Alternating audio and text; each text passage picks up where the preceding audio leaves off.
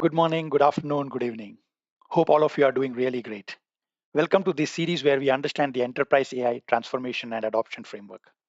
In the previous episode, we understood the 7 traps that organizations are falling into, because of which, despite spending billions of dollars, the AI adoption is failing. Look at the image that AI gave depicting the current AI adoption scenario. And that is why it becomes even more relevant to understand the AI adoption framework. Irrespective of whether AI takes away more jobs or are going to create a plethora of jobs in the future, AI literacy is going to be inevitable in this new technology era. Let's quickly recap the 7 traps that organizations fall into. This is what we have seen in detail in our previous episode, but a quick recap. First is not having an enterprise AI strategy. Do you think that merely stating that we are an AI first organization or our strategy is AI first sufficient to define the adoption strategy for the organization?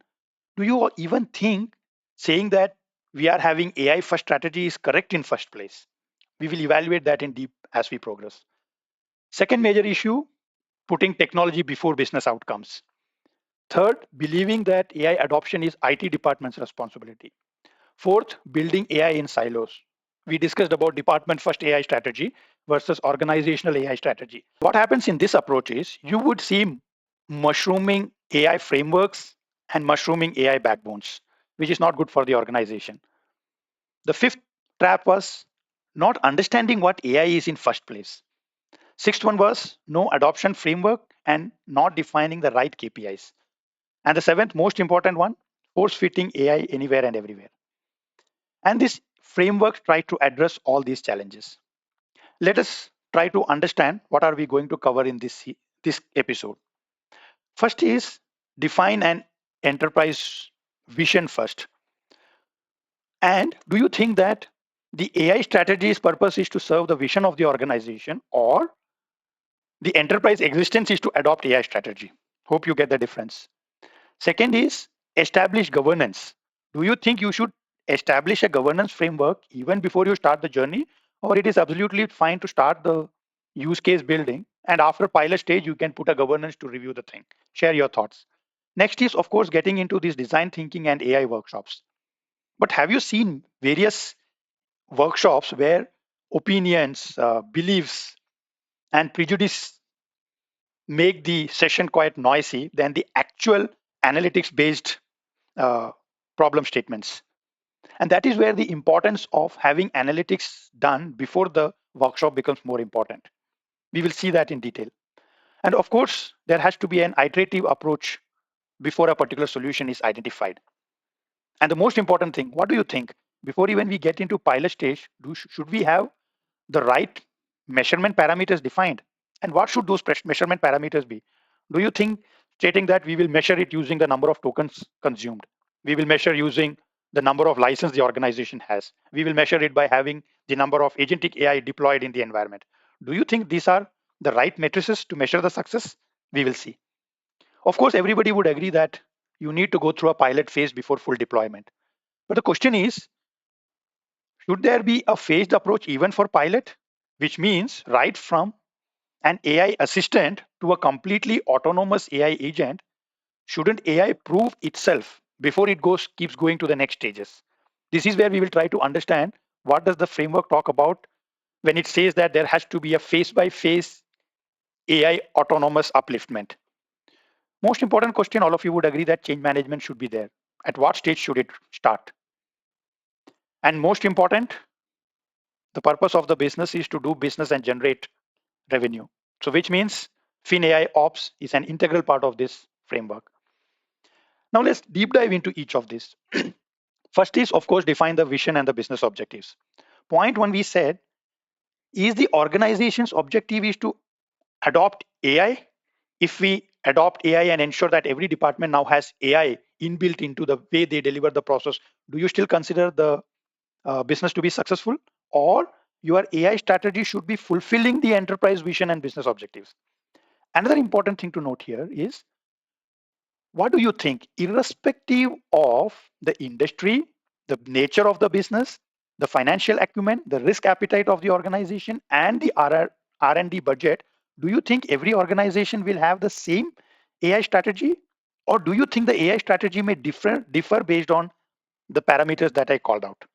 And of course, we said establishing the governance depending upon the scale of the organization and the speed at which you are going to adopt, you may have to define multi-layered steering committee. We already spoke about change management, and the change management has to start right at this starting point. We spoke about what is the preparation that you need to do before even you get into a design thinking workshop. This is where you need to do a department level analysis and you need to do an organization level analysis. And this is quite important because you will soon see why this forms an integral part when you identify the solution. And the problem statements cannot be just opinions and beliefs. It has to be really quantifiable ones. For example, purchase order takes too long. It's a very vague statement, but if you quantify it stating that a purchase order cycle takes 8.5 days, the industry benchmarks is 3 days. With AI, what is it that we are looking at? And what are the roadblocks that is causing this delay? Without this much of insights, if you get into the design thinking workshop, which is the next step, you will only see a noisy, opinionated, belief based discussion that is governing the complete design thinking workshop.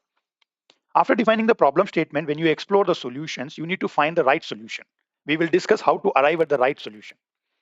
And the use case identification should very clearly classify what are the department specific use cases and the cross organization use cases.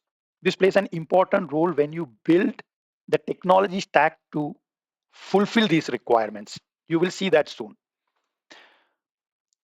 Putting solution before the technology. This was this should be the case even before AI and in future as well. And how do you identify the right solution? You don't force fit AI for everything. Certain things you may do process redesign and try to eliminate the problem altogether. You may put strong monitoring and alerting mechanism and prevent the issue from occurring. You may still use the traditional automation to deliver outcomes. In the previous episode, we discussed about how logistic companies have been helping customers track their consignments for over 2 decades without any AI, and that is still the cheap solution compared to putting an AI solution there. And use generative AI wherever you need AI to assist your employees. And agentic AI needs to be put in place where reasoning intelligence are required. Technology selection will completely depend on what type of problem you have. Is the problem within a platform or cross departmental collaboration is needed? Deploying within the organization using native AI solutions, native AI out of box solution, is that sufficient? Or do we need to build an enterprise grade solution? A quick recap. What do I mean by native AI solutions? These are the out of the box solutions offered by Salesforce, offered by ServiceNow, SAP Joule, uh, Oracle Fusion, so on and so forth.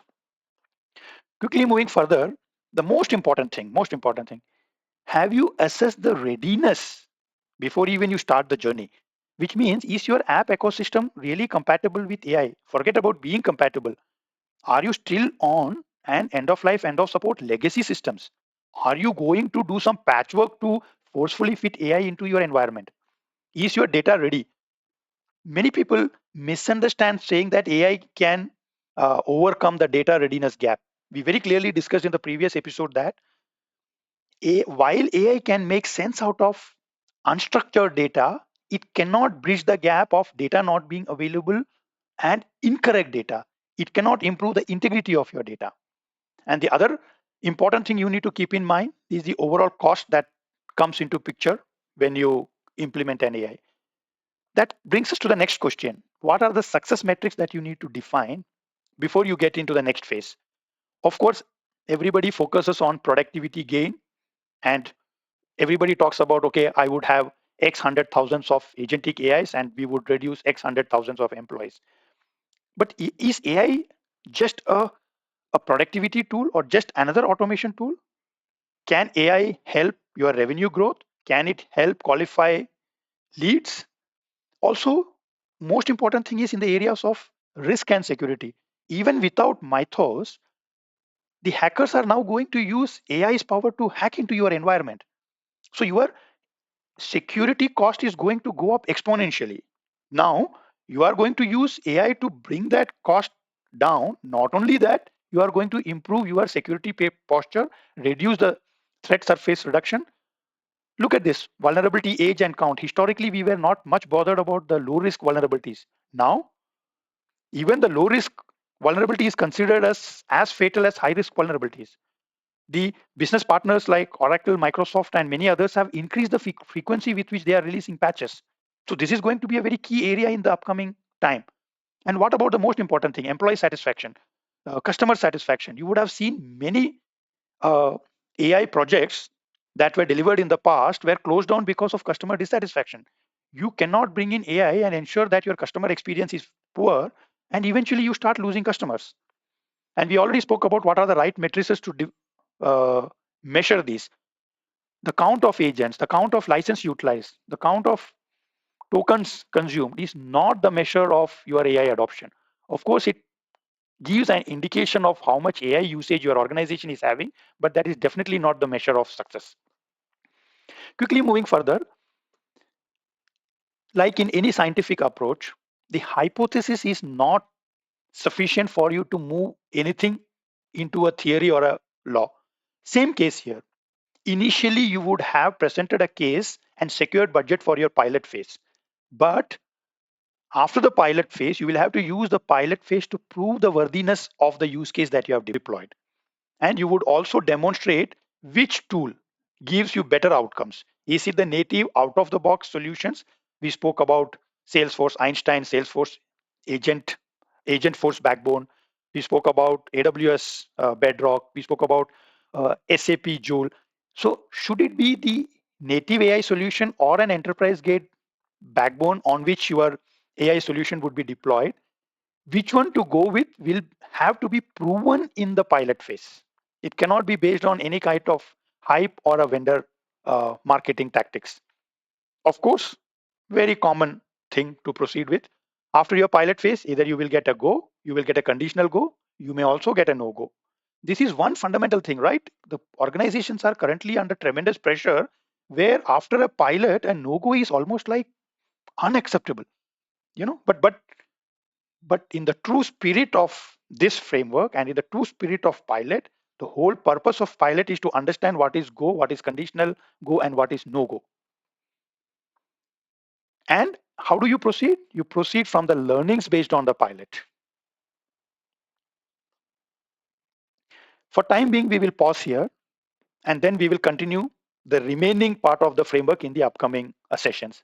So far what we have seen is what are the 7 traps organizations are falling into because of which AI adoption fails, which necessitates the need to have the right AI adoption strategy.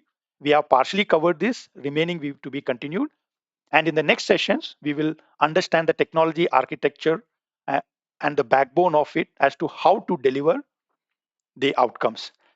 Thank you and see you soon. Bye. Have a great day.